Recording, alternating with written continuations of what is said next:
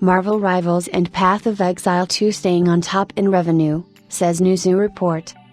The latest Newzoo report for December 2024 has been released, which goes into detail about the PC and console engagement across 6 markets, as well as the revenue rankings.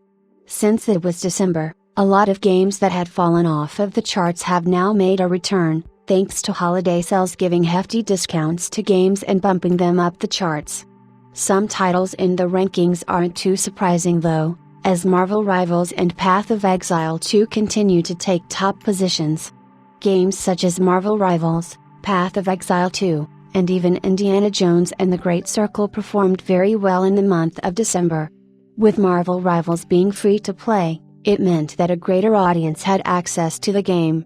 The launch of Marvel Rivals saw the game shoot up to the 3rd position, with many live service titles dropping below Marvel Rivals. It even saw the largest decline of Overwatch 2, which dropped from 9th to 12th. It's no surprise that Indiana Jones and the Great Circle did incredibly well for itself when it was released. Not only was it included in the Day 1 Game Pass, meaning those who wanted to take it for a test spin could do so at a significantly lower cost, but it also meant that people had access to a very well-developed, high-quality game via Game Pass. It did well for itself but didn't quite break any of the top spots. It landed at 17 in the engagement rankings. However, considering the game isn't available on PlayStation, this is a great feat for the game. In terms of revenue, Grand Theft Auto V saw a significant boost in December, thanks to the Agents of Sabotage DLC that was released. It helped shift the game up by 8 spots, leaving it to take the 8th spot on the leaderboard. Thanks to heavy discounts, titles like Hogwarts Legacy, Baldur's Gate 3, and Cyberpunk 2077 all made their way back into the top 20 of revenue, as there were holiday sales across the board.